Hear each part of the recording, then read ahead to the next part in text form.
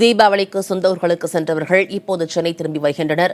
பேருந்தில் பெருங்களத்தூர் மற்றும் தற்காலிக பேருந்து நிலையங்களுக்கு வரும் அவர்கள் கூட்ட நெரிசலில் சிக்காமல் இருக்க தமிழக போக்குவரத்து துறை சார்பில் சிறப்பு ஏற்பாடுகள் செய்யப்பட்டுள்ளன. அது குறித்த விரிவான தகவல்களை செய்தியாளர் பிரசாந்திடம் கேட்கலாம். பிரசாந்த், வெளியூரிலிருந்து சென்னை திரும்பும் பயணிகளின் வசதிக்காக எத்தனை சிறப்பு பேருந்துகள் இன்று இயக்கப்படுகின்றன?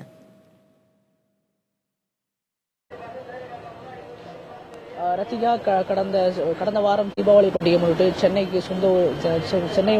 மற்றும் சென்னை உள்ளூர் பகுதியில் வசிக்கக்கூடிய தென் மாவட்டத்தை சேர்ந்த மக்கள் பெரும்பாலானோர் தங்களோட சொந்த ஊருக்கு பயணம் செய்யும் வகையில் தமிழக போக்குவரத்து கழகம் சார்பில் பல்வேறு ஏற்பாடுகள் செய்யப்பட்டிருந்தது. குறிப்பாக கடந்த 26, 27, 28ஆம் தேதிகளில் 4400 சிறப்பு பேருந்துகள் ஏற்பாடுகள் செய்யப்பட்டிருந்தது.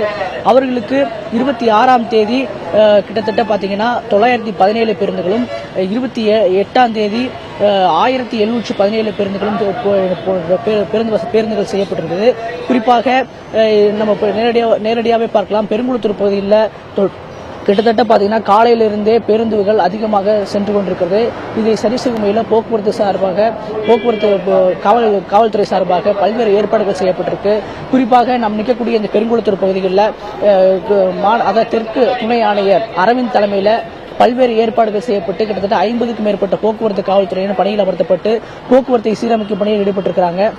பெரும்பாலான பயணிகள் இரவு பயணத்தை விரும்புவதன் காரணமாக காலையிலே சென்னை திரும்புவதன் காரணமாக இதுபோன்ற போக்குவரத்து நெரிசல் அதிகம் ஏற்படும் வகையில் போக்குவரத்து காவல்துறை முன்னேற்பாடுகளின்படி இந்த இடத்துல போக்குவரத்து சீரமைக்கும் பணியில் ஈடுபட்டிருக்கிறாங்க.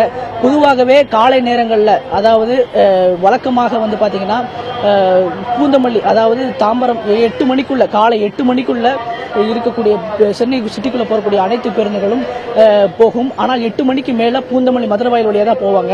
அதே போல இந்த வருடமும் கூட்ட நெரிசலை தவிர்க்கும் வகையில் எந்த பேருந்துகளும் உள்ளுக்கு நகரத்தில் உட்குள்ள அனுமதிக்கப்பட்டதில்லை. எல்லா பேருந்துகளும் பூந்தமல்லி மதுரவாயில் வழியாகவே செல்லக்கூடிய சூழ்நிலை ஏற்பட்டிருக்கு.